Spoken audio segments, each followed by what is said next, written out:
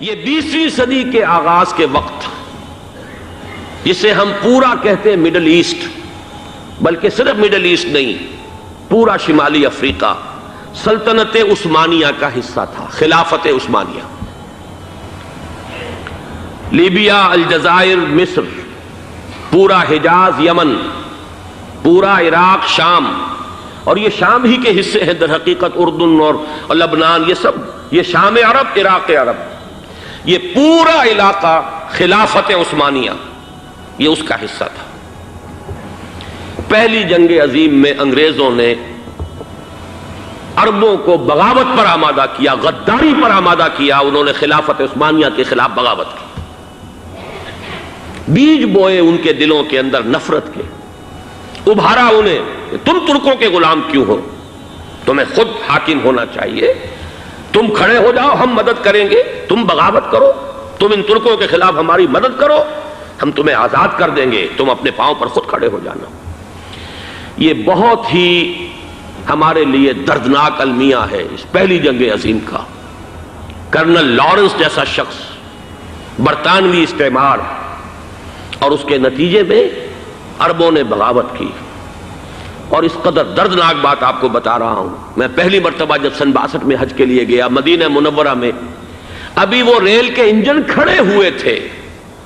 یہ ترکی کے زمانے میں، سلطنت عثمانیہ کے زمانے میں بغداد سے مدینے تک ریلوے لائن تھی۔ یہ پورا ایک عالم سلطنت عثمانیہ، صرف سلطنت نہیں، خلافت عثمانیہ، پوری ٹرینیں جو ہے ترکوں کی اڑائی گئی، ہزاروں ترکوں کو شہید کیا گیا، یہاں تک کہ صحن حرم میں شہید کیے گئے سینکڑوں ترک۔ یہ جرم تھوڑے نہیں ہے، معمولی نہیں ہے۔ آج جس کی سزا مل رہی ہے، معلوم ہونا چاہیے کہ وہ جرائم کون کون سے تھے۔ اب بھی جو لوگ گئے ہیں انہوں نے دیکھا ہوگا، ترکی کا قلعہ موجود ہے اوپر پہاڑی کے اوپر، حرم کا جو سب سے بڑا دروازہ ہے باب ملک عبدالعزیز، اس کے سامنے ایک لائبریری ہوتی تھی، اب تو غالباً وہ بھی گرا دی گئی ہے، اس کے پیچھے پہاڑی پر ترکوں کا قلعہ ہے پرانا، اس پر توپیں موجود تھیں۔ جب بغاوت ہوئی ہے، جو حرم میں آئے ہوئے تھے ترک فوجی، ظاہر بات ہے نہتے، وہ تو نماز پڑھنے آئے ہوئے تھے، ان کو وہاں ذبح کیا گیا ہے، اور ترکوں نے اپنی توپیں استعمال نہیں کی کہ کہیں بیت اللہ کو کوئی گدن نہ پہنچ جائے۔ بہرحال یہ غداری ہوئی ہے پہلی جنگ عظیم کے دوران، اور نہ صرف ترکوں کے، عربوں نے کی ہے۔ جیسا کہ میں نے کہا تھا، دو ہیں سب سے بڑے مجرم روئے ارضی کے اوپر امت مسلمہ کے طبقات۔ ہمارا پنجابی سپاہی بھی جا کر انگریزوں کی مدد کر کے ایلن بی کو قبضہ جو لے کر دیا بغداد کا، اس میں ہمارے مسلمان پنجابی سپاہی بھی شامل تھے۔ یہ خون چکاں باب ہے ہماری تاریخ کا اس صدی کا۔ لیکن اس کے بعد سلطنت عثمانیہ کے ٹکڑے ہو گئے، چیتھڑے ہو گئے۔ ایک انگریز نے لکھا ہے یہ جملہ، زہر میں بجھا ہوا جملہ، کہ تاریخ میں یہ بات ثبت ہو جائے گی کہ ایک انگریز نے اس سلطنت کے ٹکڑے کر دیے کہ جو عمر فاروق نے قائم کی تھی رضی اللہ تعالیٰ عنہ۔ یہ پورا عالم، یہ تمام علاقہ کس نے فتح کیا تھا؟ یہ بات ہاتھ بدل گئے تھے، پھر ترک آ گئے، خلافت عثمانیوں کے پاس چلی گئی، لیکن یہ سلطنت تو حضرت عمر رضی اللہ تعالیٰ عنہ کے زمانے سے چلی آ رہی تھی۔ اس کو ایک انگریز کرنل نے، اور اس نے بغاوت پہ آمادہ کر کے عربوں کو اور ترکوں کے پیٹھ میں چھرا ڈھپوا کر ان کے ذریعے سے اور ٹکڑے کر دیے۔ لیکن جب جنگ ختم ہوئی، اب انہوں نے کہا کہ اب ہمیں آزادی دیجیے، تو اب انہیں معلوم ہوا کہ غداروں کو دنیا میں کیا ملتا ہے۔ ٹکڑے کر دیے گئے۔ یہ حصہ عراق یہ انگریز کے پاس رہے گا، شام کا یہ علاقہ یہ فرانسیسیوں کے پاس رہے گا، مصر پر انگریزوں کا تسلط رہے گا، لیبیا اطالویوں کے پاس رہے گا۔ لے دے کر یہ جو علاقہ تھا حجاز، چونکہ وہاں کچھ تھا ہی نہیں، بوادٍ غیر ذی زرع، یہ عربوں کے پاس چھوڑ دیا گیا۔ اس وقت جو بادشاہ ہیں شاہ حسین اردن کے، ان کے دادا سب سے بڑے غدار وہی تھے، لہذا ان کو اس علاقے کی بادشاہت دے دی گئی۔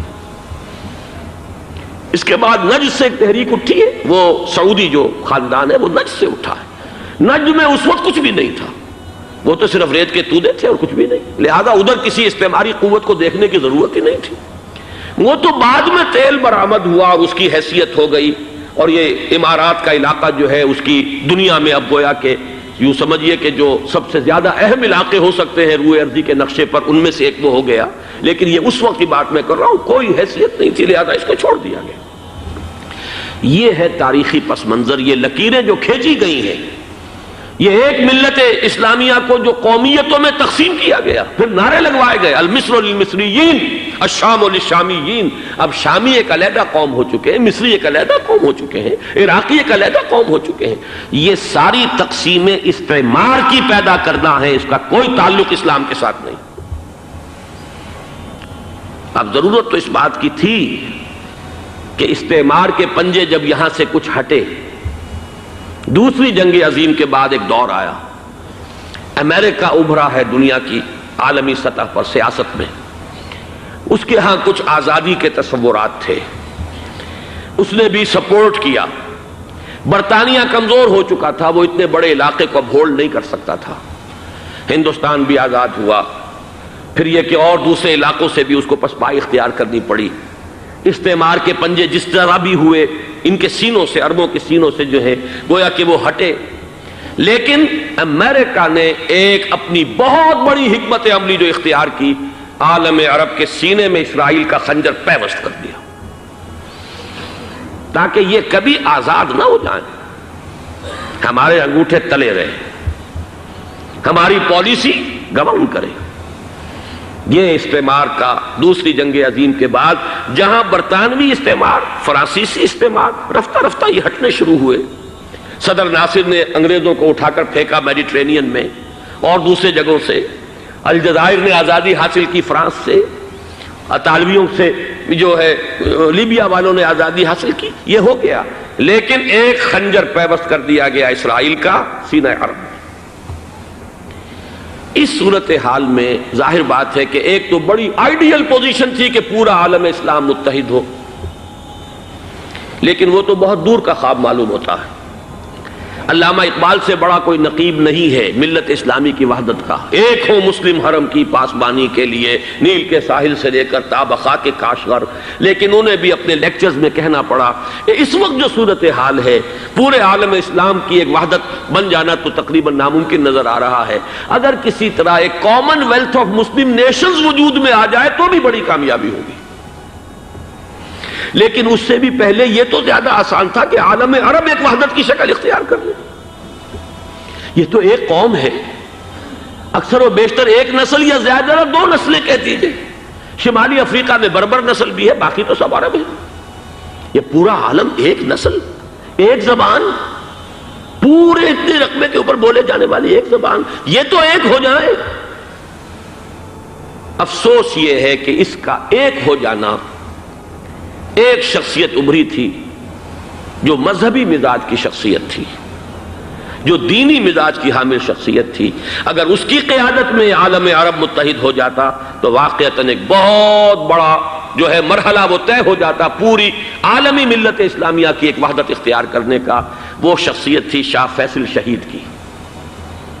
اور اس لفظ کے ساتھ ہی آپ کے ذہن میں آ گیا ہوگا کیوں انہیں شہید کر دیا گیا، کس نے کیا کرایا، کہاں سے تعلیم حاصل کر کے آیا تھا وہ جس نے شہید کیا شاہ فیصل شہید کو، اس کی گردن پر کون سوار تھی، وہ یہودی لڑکی کے جس کے فوٹو بھی شائع ہوئے، ایک گردن پر اٹھائے کھڑا ہوا شہزادہ اپنی ایک یہودی دوست کو، لڑکی کو، اور وہی ہے کہ جس نے جا کر پستول سے شہید کیا ہے۔ جان میں اچھی طرح جان لیجئے، جیسے بارہا میں نے عرض کیا ہے کہ حضرت عمر کو شہید کرنے والا کہنے کو ابو لولو فیروز تھا، لیکن اس کے پیچھے پورا ایرانی نسل پرستی کا جو پورا پس منظر ہے، اسے تو ہر شخص جس کی ذرا بھی نگاہ جو ہے جو صرف منظر کو نہ دیکھ رہی ہو، پس منظر کو بھی دیکھنے والی ہو، وہ تو جان لے گی کہ ابو لولو فیروز ایک فرد کا نام نہیں تھا، وہ ایران کا انتقام تھا عالم عرب سے۔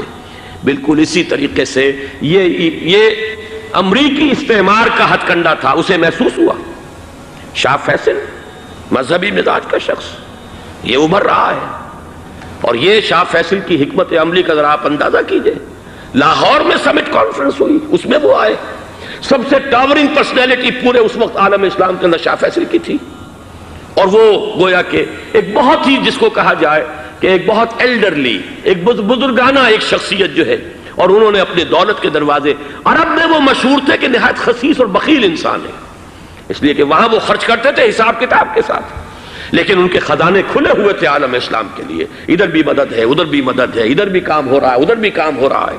پھر انہوں نے تیل کا ہتھیار استعمال کر کے ایک دفعہ امریکہ کو دن میں تارے دکھا دیے تھے، لہذا ان کا ہٹایا جانا سین سے یہ امریکی استعمار کے لیے لازم تھا۔